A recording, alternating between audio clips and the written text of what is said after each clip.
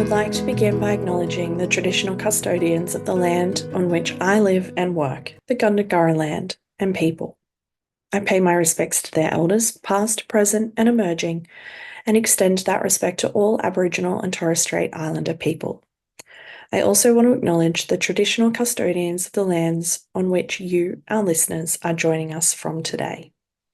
I recognise the deep connection that First Nations people have to this land, their enduring culture, and their commitment to the preservation and care for their country. This land was never ceded, and it always was and always will be Aboriginal land. Hey there, and welcome to Beyond the Surface, the podcast where we explore the stories of people who have survived religious trauma, left high control or cult communities, and are deconstructing their faith. I'm your host, Sam, and each week I'll talk with individuals who have taken the brave step to start shifting their beliefs that might have once controlled and defined their lives. Join us as we dig into their experiences, the challenges they've faced, and the insights they've gained. Whether you're on a similar journey or you're just curious about these powerful stories, you're in the right place.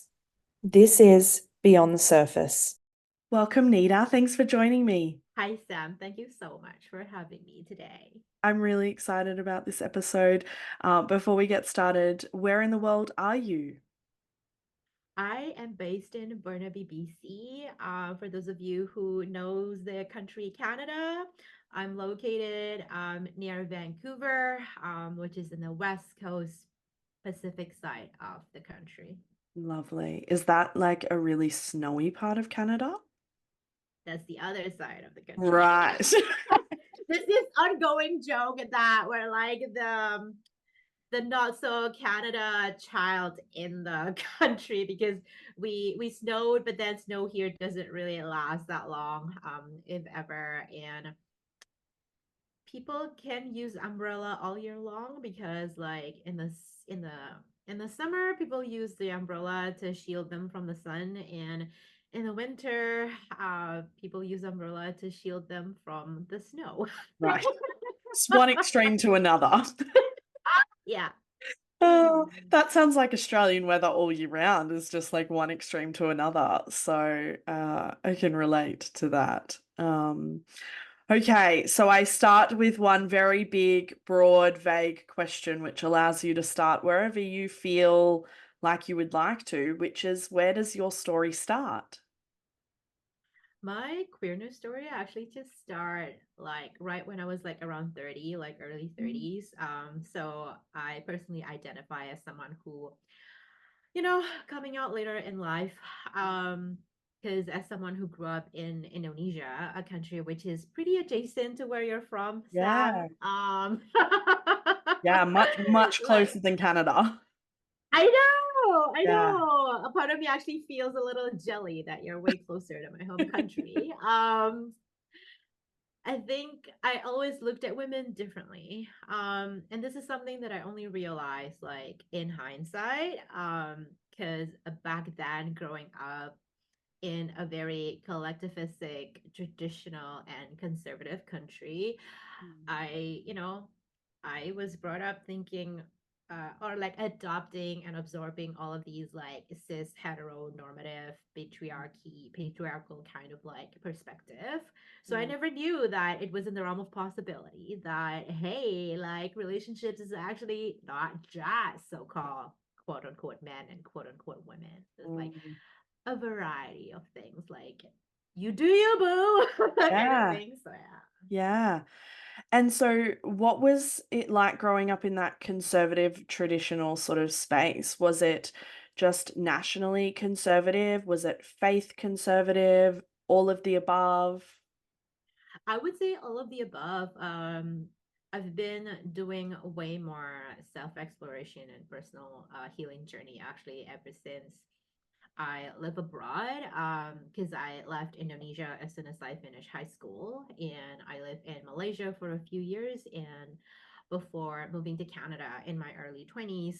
And I've been reflecting a lot on how I grew up and how it really impacted the way I used to live Mm. because there is such like there's such an emphasis on having to like fit in and having to be a certain way. Like women are supposed to be like this, and men are supposed to be like that. Men are like the provider, and women are like, you know, like the feminine side. But then growing up, once again, I was often told that I am too much of this or too little of that.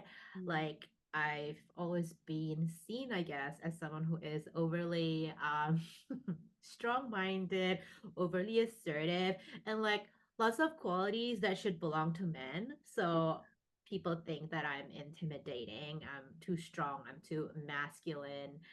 Where like in the journey of building my own solo practice right now, I think I put in so much of that masculine energy to my advantage because I am a go-getter. mm, I have a very robust personality, and I'm like I know what I want and I go for what I want in life, which is like traditionally very masculine energy. But I'm like, could we just like have this whole yin and yang and this whole balance, you know, of like masculine and feminine, yeah. regardless of your gender, regardless of the genitals. Like it doesn't define us as a person. Yeah, absolutely. And I think traditionally, particularly, I mean, broadly, those qualities are deemed masculine, but I think that is amplified in religious spaces because not only are they masculine qualities, they're almost anti-women qualities in terms of women are taught in the church to be humble and meek and pure and mild and sweet. And I mean, I had a devotional trying to teach me how to become a Proverbs 31 woman, right? So, like, it's not just that they were masculine qualities, it's just that they were also not just qualities that we shouldn't have, but we should actively not seek as well, because that's just not who we were supposed to be. Oh, definitely. Yes. I think growing up, one of the themes that I thought about a lot of the time is, was I normal? Am I Mm, normal? Am I okay? You know, yeah. because I was called a witch, I was called a bitch, you know, Yeah. like just because Mm, I say my mind kind of thing. Whereas like people pleasing to the max is quite the mm, culture, like the whole saving face. And I'm not here to actually like bash the culture of my origin. Um, I having come to terms with where I came from and my own personal healing journey has really taught me actually the beauty of assimilation. mm, There's so much beauty in the individualistic country or like culture, and there's beauty in collectivistic culture. Because if you take like the whole doing things your way to the extreme, you have no consideration for the other people. It mm, hurts other people. But also if you kind of like sacrifice yourself for the betterment of society, it's like, yes, we can be martyr in one way or another, but we can't be martyr in every single aspect of our life. mm. Yeah. So And I yeah. think, yeah, that martyr complex is such a big, uh, like that's a whole thing, is like that sort of martyr complex. In terms of the home and the family that you were raised in, what flavor of religion were you taught growing up? I think the religion that I was taught growing up was just like be a good person. Okay. So I think like to a certain extent I had an okay enough starting point in terms of the way I relate to religion.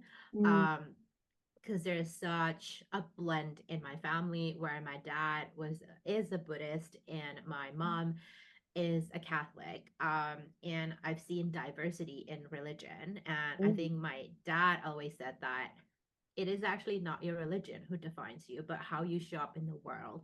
mm, And I think I used to be a little angry or upset at this because I was like, oh, well, like, but religion taught you so many good things. Like, shouldn't you be good then if you're religious? Um, though growing up in school, then I actually went to Catholic school all my life. And I mm, remember pretty distinctly right now, like, all throughout my school time, actually, like all the way from like grade one to high school, mm, being surrounded by like Catholics who call and profess themselves as Catholic. And I know some of the tenets of Catholicism the whole teaching about God is love, be charitable to your neighbor. And I've seen so many backstabbing and talking behind your back, which is like the exact opposite from what your religion is actually like promoting. So it created such a huge turmoil actually in my head. Like, Mm, I thought this is a good standard, but even you subscribing to the good standard does not necessarily change your behavior, does not necessarily change. Like, you're so good on the mm. talk part, but where is your action, you know? Yeah, absolutely. It makes me think of the idea that if you are only doing morally good or kind or compassionate things because your religion tells you to do so, then we've got an issue, right? If that's the only reason.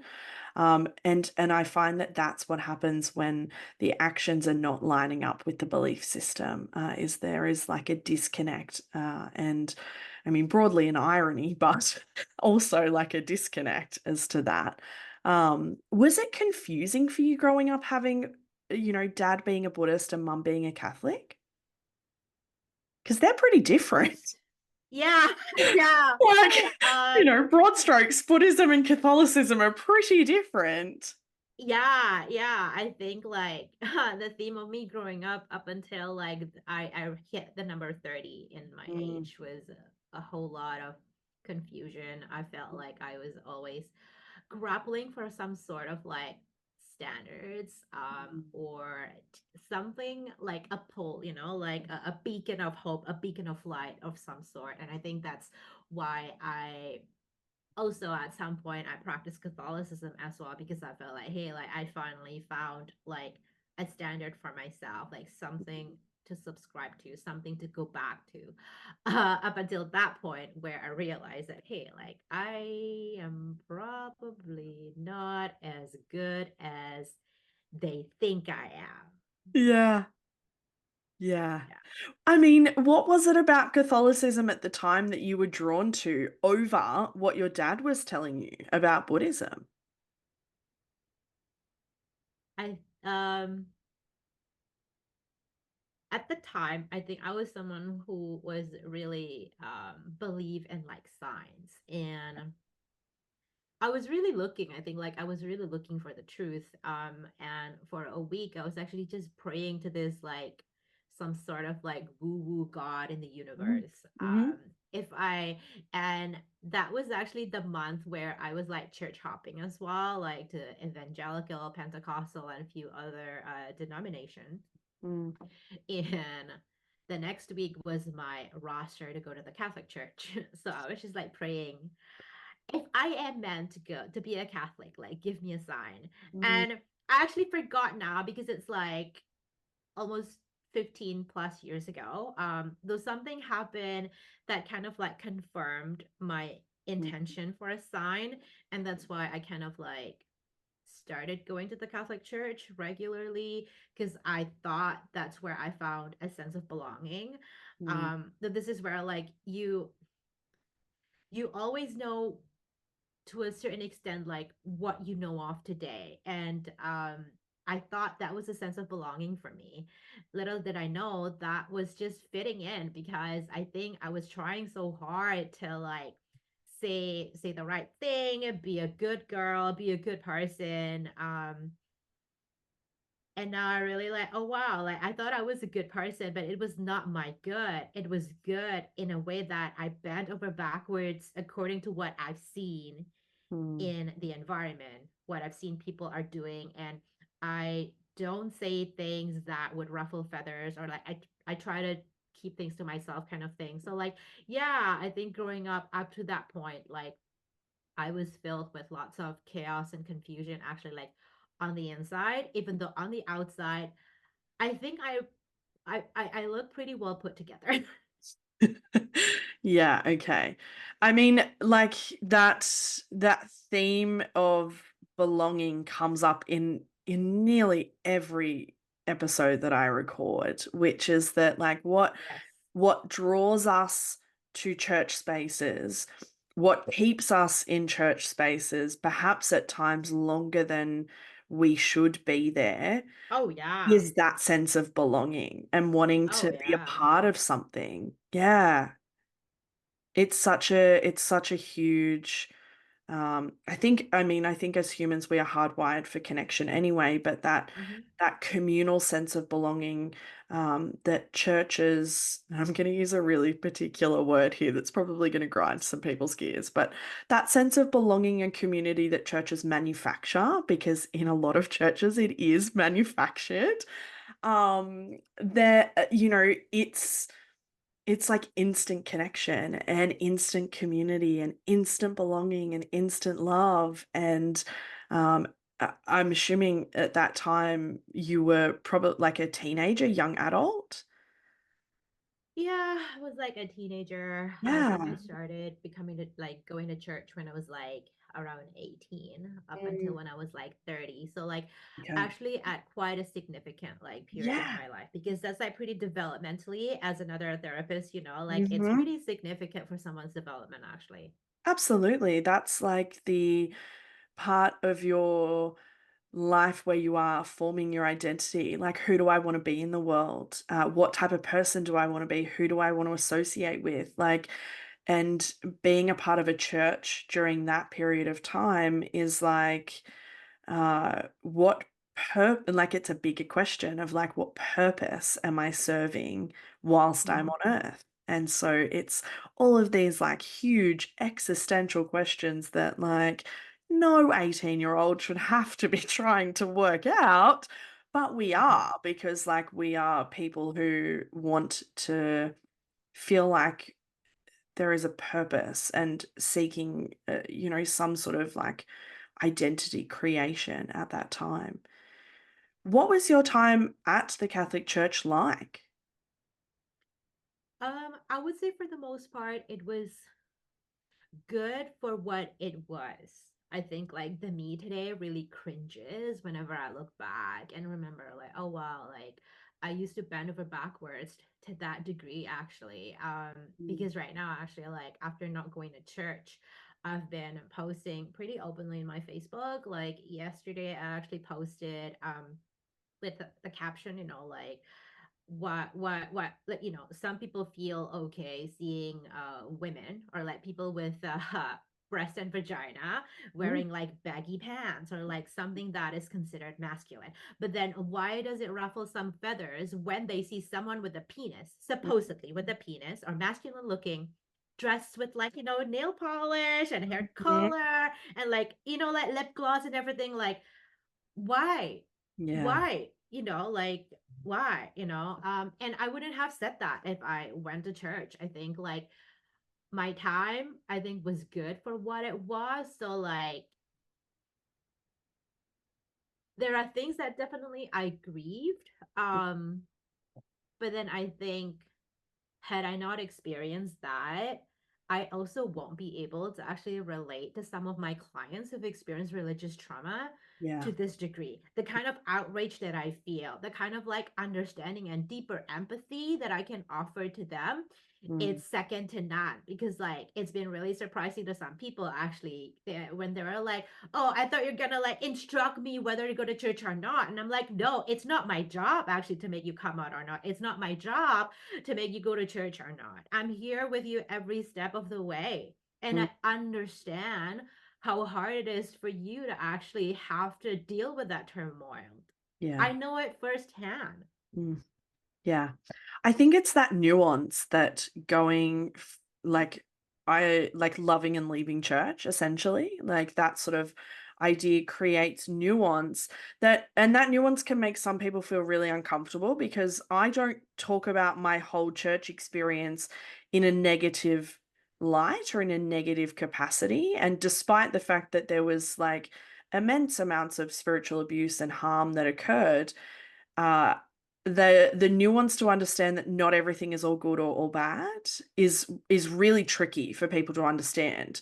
And also that nuance allows us also as therapists to go into those sessions and allow and give permission for our clients to also hold the same nuance and to not feel like they need to box their experience or box what all of those shoulds and expectations into a certain category, but actually, like, let's just look at the smorgasbord. And if you want to leave it as a smorgasbord, great, let's do that. That's also okay. But it's the nuance to actually like be able to hold what seem on the surface as opposing feelings or thoughts about an experience, but actually that's just human complexity, right? Because nothing is ever all good or all bad. Mhm. And so um, it sounds like your time in the Catholic Church served the need that you had at the time. I was gonna say, interesting that I feel like we're not just twinning colors today, but we're twinning frequency because in my Yeah. head, as you're like responding, I'm like, oh yeah, like definitely. It's not something that I regret actually at all because it Mm, provided me fuel for my journey. Like it mm, helped me at the time. It speak to me and nurture me for where I was in mm, that moment of time. mhm.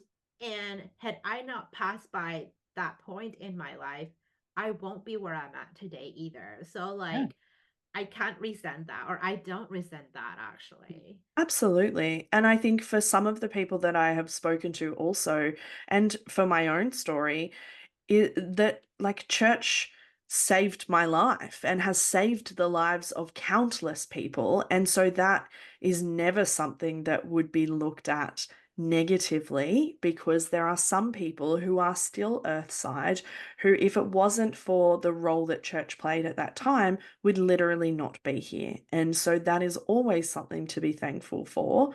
Uh, but it doesn't mean that we can't call out the bullshit and the harm and all of the other stuff as well. Mhm. Mhm. We can do both things. Uh, Mhm. was your was coming to the conclusion and the awareness around your queerness, was that what led you out of the church? Or was it Oh, something heck yeah. entirely okay, yeah. Heck yeah. I think it was almost like someone who's been constipated for so long and finally actually I should have given a bit Oh of my a gosh, this context. is no, I love this. This is I hear so many analogies. This is by far one of the best analogies. Continue. Ah, Oh my god. Okay. Yeah, it's like someone who's been constipated for so long and finally they can let it go, you know? Because there were actually like signs along the way, though I try to push it down. And this is like a theme, a recurring theme that I've heard from your podcast as well as my work with clients and the temperature on the ground when I talk to other people with similar experience, like more often than not, us claiming our queerness is nothing new. It's not like mhm. we woke up, like we sleep tonight and woke up tomorrow with this self revelation that we're Yeah. not as cis and hetero as we thought we were. Like Mhm. that seed of realization actually has always been there. Yeah. Though I did my very utmost best work to like try to mute it, try to push it to the side, Mm. try to like sweep it under the rug, or trying to like look the other way, like basically trying to deny its existence. Yeah. Up until a certain point when I was like, you know what? This is actually real. So you have the choice of either you push it down way more, though up to what level do you push it down? Mm. Or do you just give it space? It's not that you have to proclaim your queerness to the world Yeah. tomorrow, though. Can you at least just dialogue with this, you know? Mhm. So yeah, I chose to dialogue with that thing. Yeah. And here I am. Yeah. I mean, I'm going to add a layer to the constipation analogy, which is I did a bonus episode with Kit Morgan, who is a trans therapist in the US, and they work predominantly with transgender nonconforming and intersex clients, also who have experienced religious trauma. And they were very particular about the fact that what they've noticed in their clients is particularly for those who have had to suppress either consciously or unconsciously their gender, their sexuality, or anything like that, is that the result is gut issues, right? So, like, because if we keep literally pushing down, whether we are aware we are doing it or not, the body is going to like express that in some way, right? So I'm curious what that, because I obviously know what it was like for me, but I'm curious what that day-to-day denial, masking, whatever language you want to use, suppression looked like for you for that 15 years. Uh, it looked like doing like I don't think I had gut issues or like bodily problem actually. Yeah. So it did not necessarily impact me physically, Mm. my health. I mean, though on the inside, I think there's always confusion Mm. because I always tried my best to like find a guy, Oh this yeah, whole didn't thing we about all? finding a guy. Didn't we all? I mean, and I'm bisexual and I still tried really freaking hard and it just was not happening.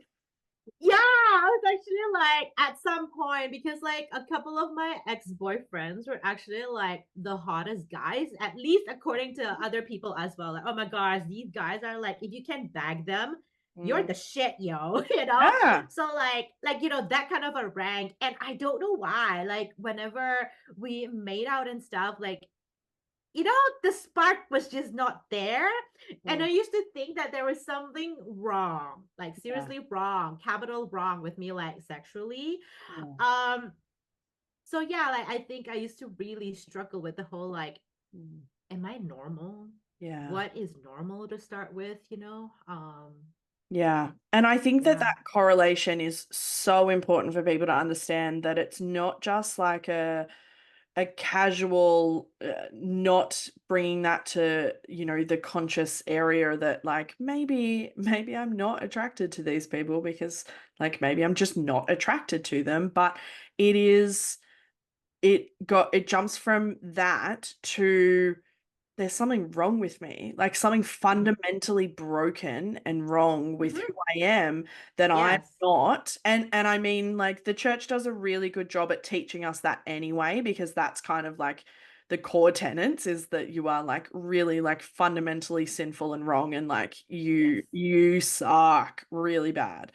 And so we take that and we just amplify that when it comes to if I'm not attracted to this person. I've had a few people say like I just thought I was really good at purity culture. Like because I wasn't attracted to the guys like all of my other friends were. But actually like I wasn't just really good at purity culture, it's just really, really gay. Um and that's not allowed obviously, and it's not just not allowed, it's not presented as a viable option. Sometimes it's not presented as an option at all and there is just like a complete lack of awareness. And so yeah, I see that so often that it's just that huge jump from like maybe I'm not attracted to guys to like I am fundamentally broken, like there's something wrong with me. And I think that that's a really important thing for people to realize that that jump happens very quickly. Yeah. Oh yeah, and that's where I'm like, for all the like self-questioning, self-disparaging like statements that I ask myself, it was Mm. actually like it was so hard to actually listen to like some preaching from the pulpit, especially those about like union and marriages and like sex is supposed to happen between men and women. And then I thought there was something seriously wrong with me on the inside because I remember pretty vividly. I used to work with someone who I found really, really attractive. A Mm. woman. And I fantasized actually about kissing her. And I was like, oh, what's wrong with me? Oh my gosh. And this is back in the day when I was still like a mission trip coordinator. So you could only imagine, like this job, this role. And I was someone who was pretty sought after for certain roles. Yeah. And this is my inner thought. So I used to think like there was something fundamentally wrong and broken, and am I dirty, am I a Yeah. perf, like all of these things. And even for me to say this like publicly right now is like I've come a long way from where I was because like there's no way I would even say this to a friend. But Yeah. a podcast, you have an international listener. So Everybody's knowing now. Oh, I'm curious what it was like for you to start, you use the term like dialoguing with that revelation or that, uh not necessarily revelation, but the dialogue around like the conscious awareness of like maybe this is me being queer, what that was like for you and how it impacted on your faith at the time. Ooh, I think that was actually the beginning of my shift. It was the beginning of my departure. It Yeah. was very slow and steady departure because I think the question that I asked myself was like, okay, like this is something that I've been thinking about. This is not my first like ever infatuation or crush or interest, whatever you call it, like towards someone of the same sex. Yeah. Um, so and and I was a little unhappy, I think, at myself, confused. I think confusion is one word that I use a lot to describe like how I used to live. Mm, So I think I gave myself a couple of choices at the time. Okay, do I continue living like a life that I bent over backwards and using someone else's standards? mm, Of this, like, okay, I have to measure up to certain standards, right? In the church, there are like certain tenets. And I've been questioning it actually all this while. I just never really dialogue with that. mm, Or it was actually during the pandemic, where like we had so much time to ourselves. So I was like, hmm, in the past it was easier to distract myself with like, oh yeah, like let me just busy myself with like taking more classes when I was still in the uni, or let me host more people, for dinner, so I don't have much time and space to think about it. But mm. then during the pandemic, the only thing we had was It was time. time. Yeah. Yeah. So I think Yes. I made that conscious choice to like, okay, like time. I have the time now. Mm, So, okay, come here. Let mm, me look at you face to face and actually deal with this discomfort, because this is the same discomfort that I've shelved away ever since I was probably 15. Like, I think in high school, I used to, look at women a certain way or like differently than I look at guys. But I wanted to fit in so bad. So I yeah. was just like, oh yeah, like she's just cute. She's a cute girl. Yeah. What did that dialogue look like? What was that process like after such a long time of essentially, like, I'm picturing like the imagery of like, imagine if you had had like a little, like an actual person or someone like following you around for 15 years and you had just like ignored them and like consciously like pushed them aside.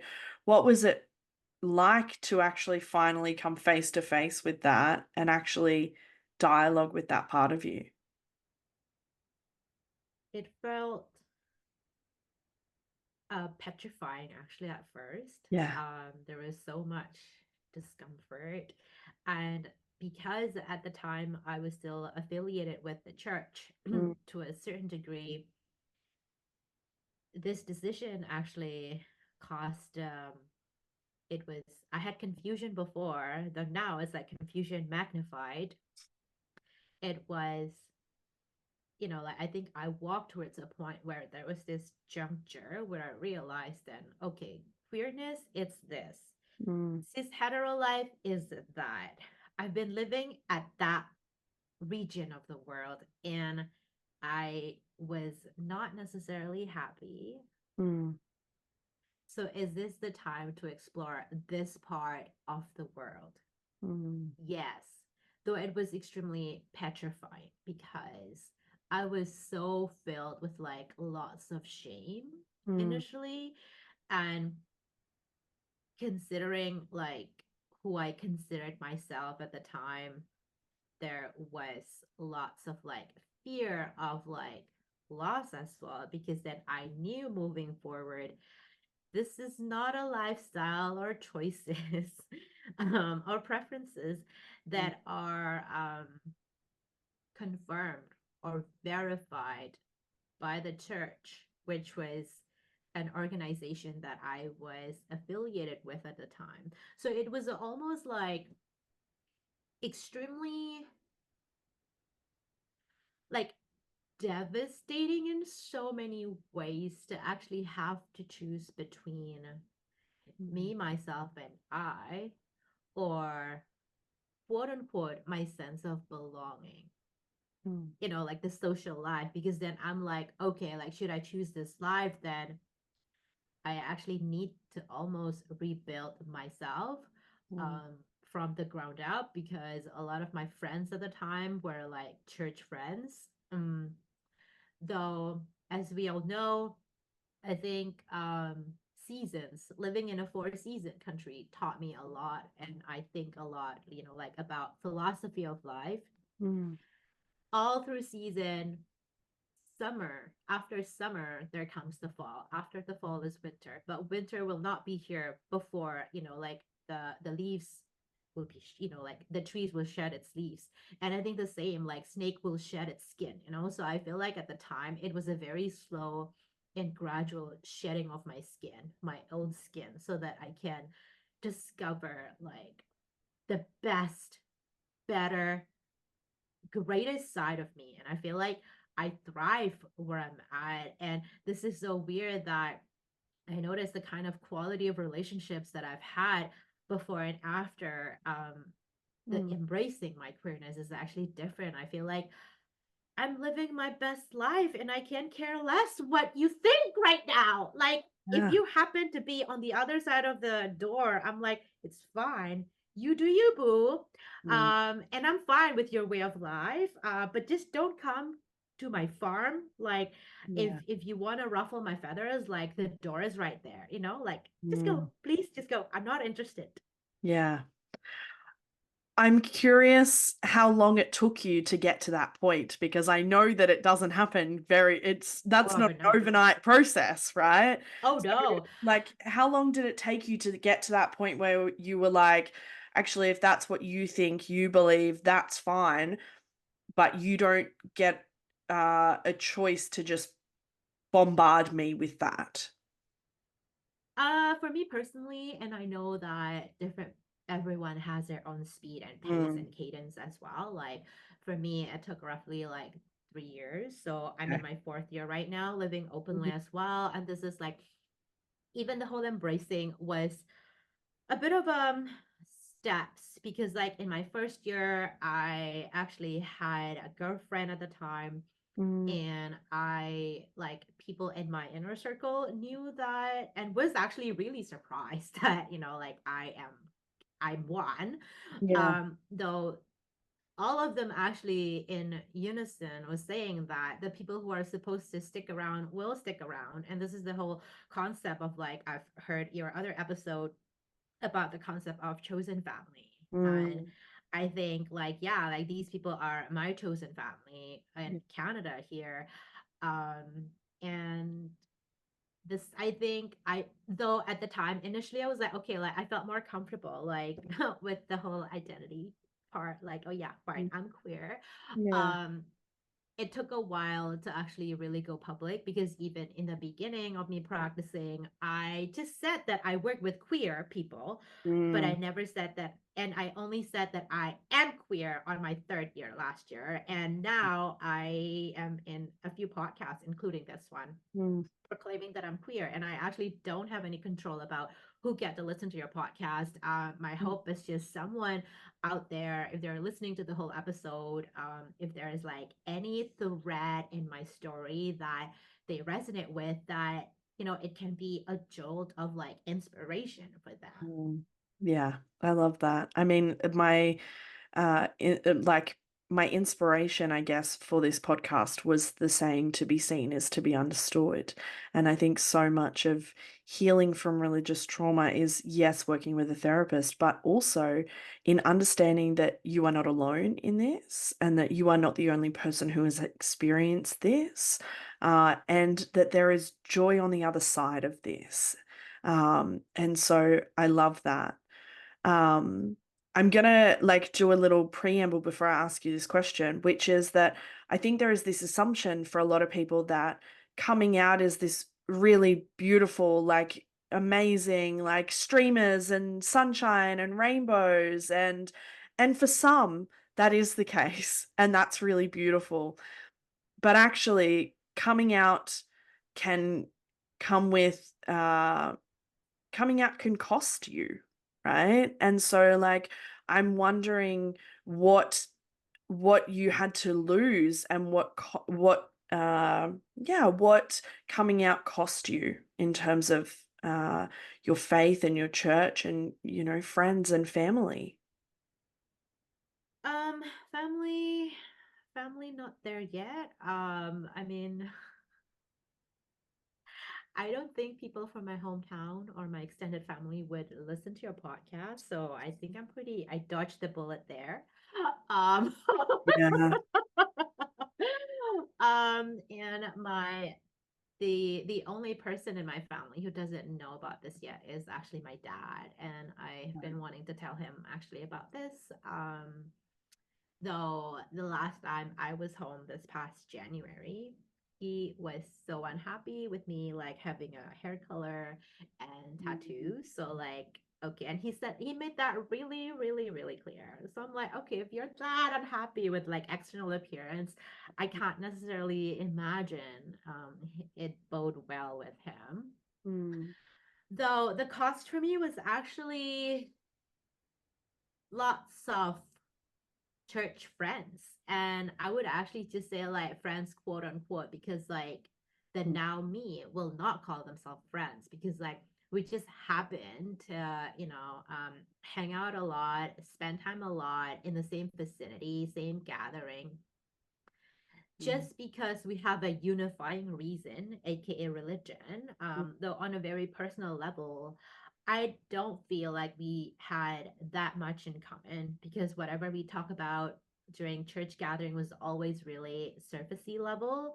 mm, And of course, even like submitting prayer requests. And I don't really people don't necessarily go into details either. Like they just say, oh, yeah, like grace for this decision, you need to make like really hard decision about work and la la la.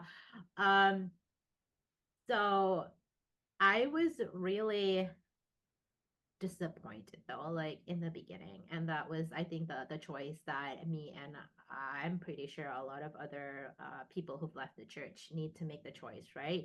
yeah. Um, do I do I hold on to something that no longer fit? Like, Mm, or do I actually find my freedom elsewhere? mm, And I decided to actually like good thing church was not my only life. So I would say that they were like 50% of my connections. yeah. So it was like losing 50% of my connections. And the most upsetting part in me revisiting this grief is that when I stopped going to church, Mm, nobody checked in on me. And I'm pretty expressive. And mm, when I said nobody, I mean it literally though. yeah. Like nobody checked in on me. Mm, And that just and I only realized it actually like months afterwards because like, oh wow, like I just realized that I haven't gone to church for like months at ends and nobody actually like phoned me. mm, And it actually made me realize that, hey, like, or a question more so, was there like a degree of suffering to make it worthwhile for people to check in on you because we used to go to the hospitals or like the old folks home to actually check in on mm, people who got hospitalized, like we pray for them, we call them, we reach out to their family. But then like if a devout Catholic, someone who's been in your midst week after week after week, and people actually like said that I was one of the few youths that were like very committed to church and it was like super impressive. I was like, okay, does my absence not, like you don't feel that? yeah. Surprising. I was like, huh, so much actually for all of my dedication to a certain establishment. That at the end of the day, it's like, what's next? Yeah. The silence is the silence feels anything but silence. I think that the silence feels deafening almost. It's like a weight of like, do they just not care?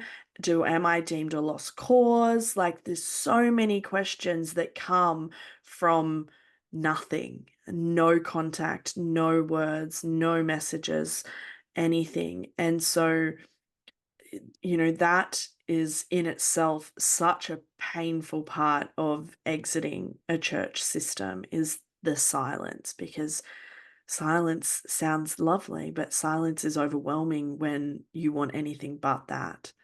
Yeah, I'm curious whether there was a difference for you in terms of exiting church and then how that interrelated to whether you left your faith as well. Like, were they synonymous or were they separate? I would say not as synonymous because I guess like I'm still a part of a life group right now with a group of Mm, people. It's still like a Christian life group. yeah. Though it's in a more like welcoming community. And all of them are aware that I'm queer.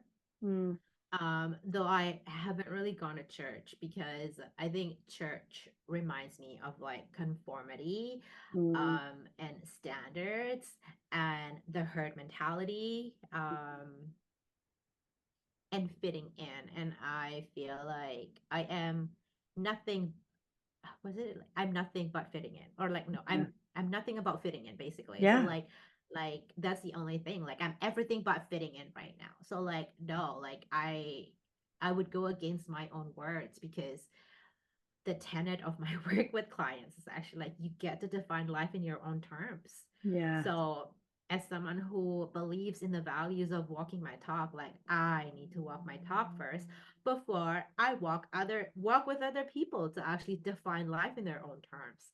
Mhm. Yeah. Yeah.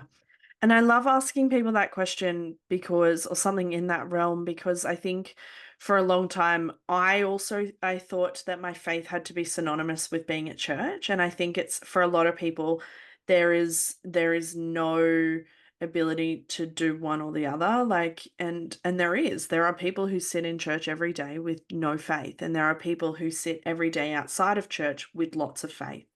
And so it's not a one choice. And so I love asking people that question because what it often highlights is actually church and faith are not interwoven all the time. They can be separate. Yeah, it is. And that's where like I think back then, because in Catholicism, and you're probably aware about this, haha, me being presumptuous, is that if you miss mass 1 week, then you have to go to confession before receiving Mm, the Eucharist. But then right now, I'm like, I feel like I still very much am a spiritual person, though I do not necessarily want to be defined by a certain religion. yeah. Like I've been doing more like astrology reading and some Buddhism, just like good teaching about the tenets of how to be a good human being. Yeah. Yeah. I love that. I find that for some people, finding their own version of spirituality and faith, or whatever language you want to call it, is actually driven by your values. And I mean, how I think how can that be anything but wonderful, right?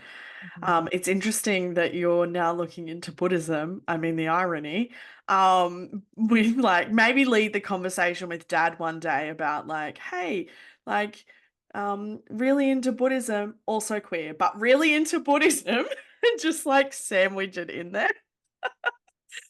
Um, I think what has it been like for you to be able to find your own sense of spirituality on your own terms? It's been exhilarating because Yeah. I even like astrology. I think I am a fairly respectful person, like in terms of like actually you have your own beliefs, then hold on to that.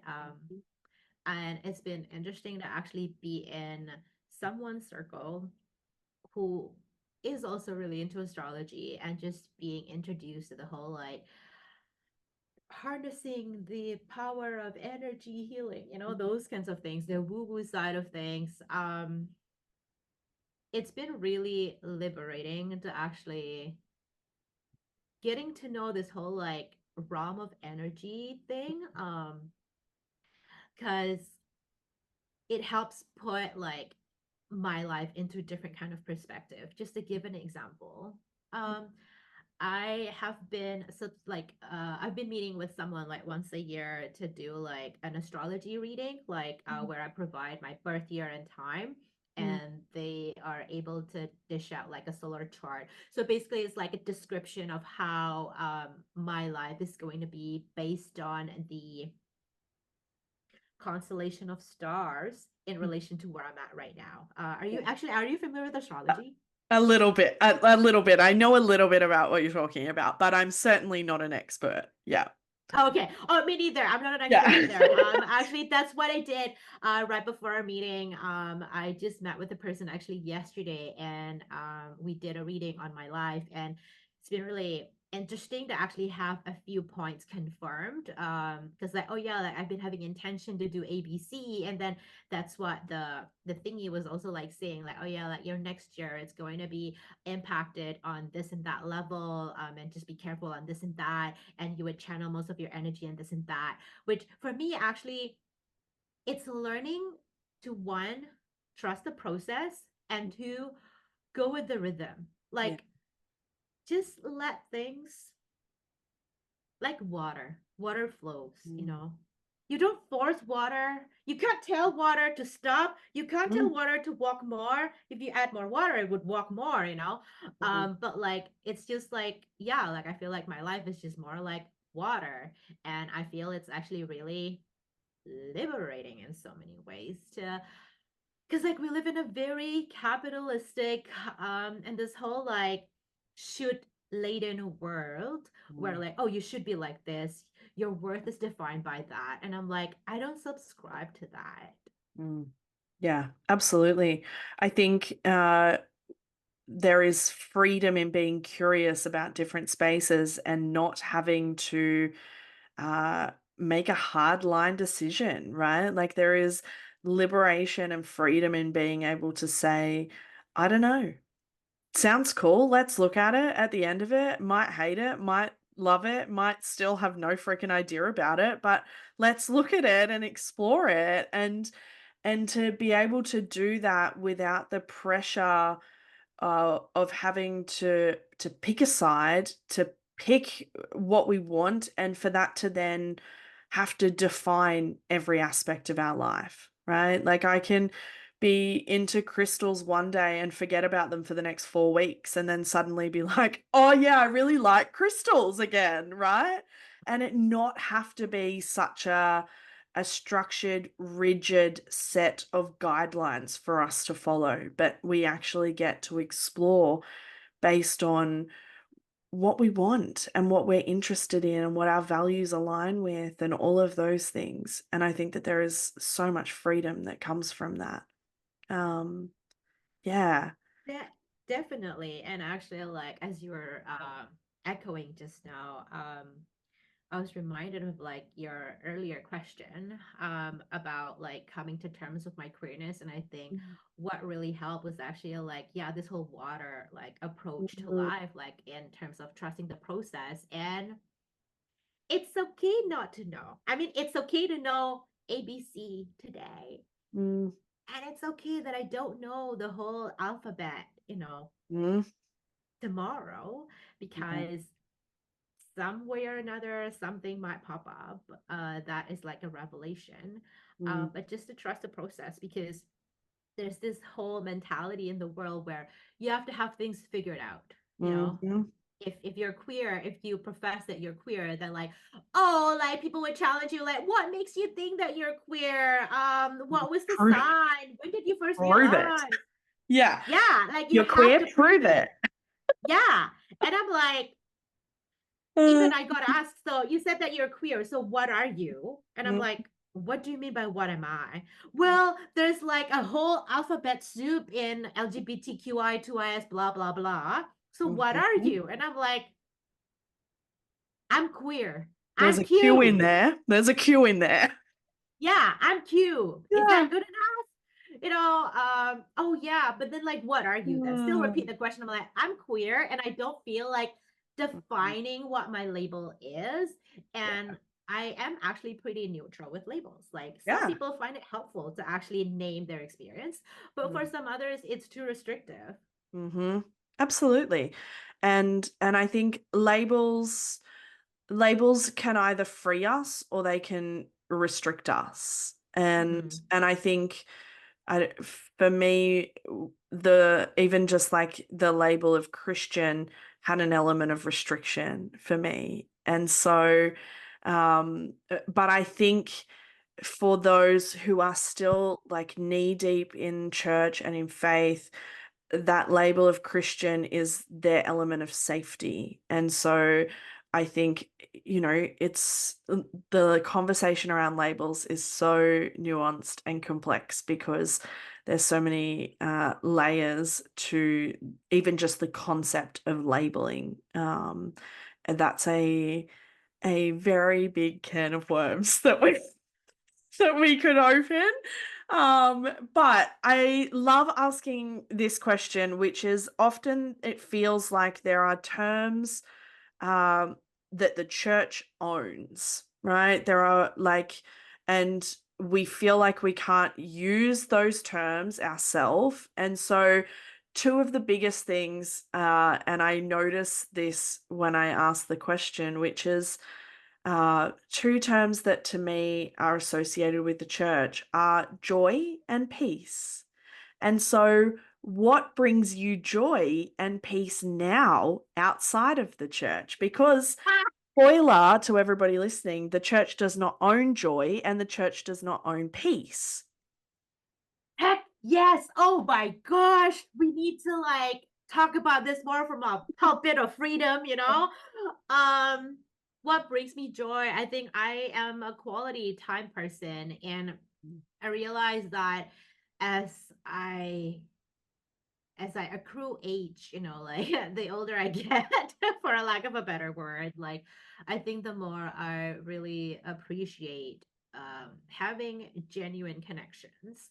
And what I mean is that it's it's a dynamic, it's a connection, it's relationships that I feel seen and heard in the dynamic. I Mm, feel accepted in all parts of I am. And even if they happen to disagree with some of my life choices, that we can be adults. Like you can tell me that you disagree, but don't you dare impose your belief on me. You know, like to mhm, me, it's actually childish.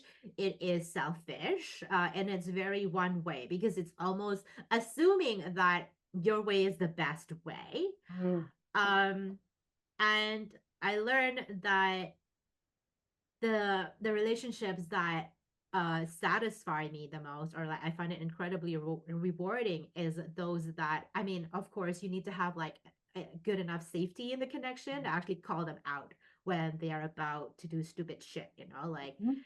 just to remind them like, hey, are you sure this is where you're going? Yeah, yeah, I love that. What came to mind as you were talking about it is the moral superiority that some people think that they have. And it's that pendulum thinking of I'm right, you're wrong, and I have the right to tell you that you're wrong. And it's like, actually, you don't. So shut up. But we Yeah, do that yeah. in really nice ways. And sometimes we don't do it in really nice ways because maybe they're not being all that nice to us. So, but it's enforcing those boundaries is not easy. So I also want to stress for people listening that, we say those things casually because we've done the work to get to the point where we can enforce those boundaries. But if you are at the beginning of your journey in exploring this, those boundaries are going to be really freaking hard. And at some point might not even be conceivable to put into place. Um, but if you stick with it, you can get there to that point where enforcing those boundaries so that you can experience the joy in the way that is authentic for you. Um, which is a nice little segue into what I love to finish these episodes on, which is what would you say to someone who is fresh in their deconstruction? They've just exited church. Maybe they've just realized, holy shit, maybe I'm queer. Maybe like I don't align with the gender that I was assigned at birth. Their world has just like crumbled. The foundation under their feet is crumbling. What word, advice, thought would you say to them? Hmm. I think I would definitely say that you are where you are supposed to be, Mm, and it is okay to take your time. mm, It is okay to not have to figure it out or have everything's figured out at your fingertip right in that moment. And actually, I guess it's actually like morphed into like 3 points here.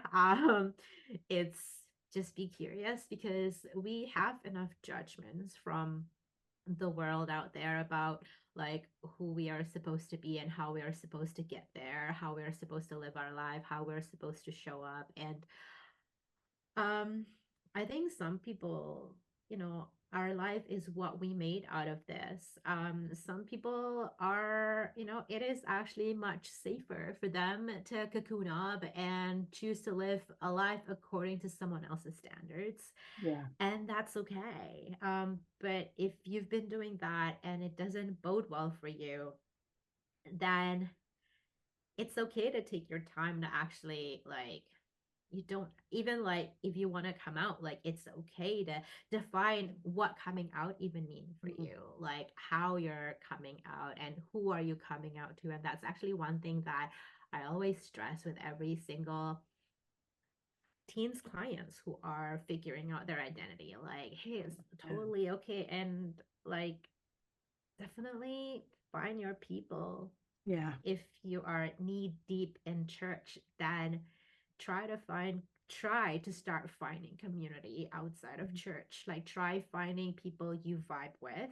Yeah. Um, and one last thing that I would love to add is actually like for some of us, culture in our place of origin does definitely play a huge factor. So Yeah. for those of you listening in, and if you happen to be you come from certain places like mine, like in Indonesia, like whenever I am in Indonesia, actually, I told my family that I feel like the queer side of me somewhat wilted slightly, or just like, like retreat, because I don't feel like I could necessarily let the environment is not conducive for it to thrive or to flourish. Mm, So it just lays dormant. And that's okay. Like just take your time. yeah. Yeah. I think that's a really good point in that despite the fact that your sexuality, your gender, who you are at your core is beautiful and good. There are some spaces that don't create safety for those things, and safety always comes first, particularly in spaces that might feel really unsafe, and in some spaces, really unsafe physically. And so I think, that can circle back to another point that you said, which was around finding your people, in that there are so many of us out there who have walked this path, who want to and love walking the path with you. There are online communities that, if your literal existence community in like your demographic is not safe, there are spaces where you can find that elsewhere, and finding your community is such a key aspect. So I love that. Um, Thank you so much for joining me. Yeah, thank you for having me. It's been a wonderful conversation. I love your energy. I love the vibrancy. I love that you no longer fit the, meek, mild, good Catholic girl, because this one is way more fun. So I love that I'm interviewing that one. And thank you also for the work that you do. Obviously, therapist to therapist. I love when I know that people are creating space for people to explore this world and to explore religious trauma and spiritual abuse and all of that in a way that allows for nuance and complexity without feeling like they need to go from one box to another. So I love when I get to talk to people who are doing that all around the world. So thank you. Well, thanks for having me, Sam. It's been good to actually have the space to, Mm, share a slice of my life. And I hope someone resonated with this story, and if it can be something for you to munch on. mm, Because I would say, like, one thing that surprised me the most in me telling my story is like, oh wow, like I resonate with that. I resonate with that. So I'm like, oh wow, like I'm happy because like the first time, like it's vulnerable actually, like, like telling our story. Though I feel like theories, uh theories tell you facts, but story connects. And I yeah. think I'm, as someone who's like very community minded, I'm all about connection. Mm, I love that. Thanks, Nita. Thanks for tuning in to this episode of Beyond the Surface. I hope you found today's conversation as insightful and inspiring as I did. If you enjoyed the episode, be sure to subscribe, leave a review, and share it with others who might benefit from these stories. Stay connected with us on social media for updates and more content. I love connecting with all of you. Remember, no matter where you are in your journey, you're not alone. Until next time, keep exploring, keep questioning, and keep moving forward. Take care.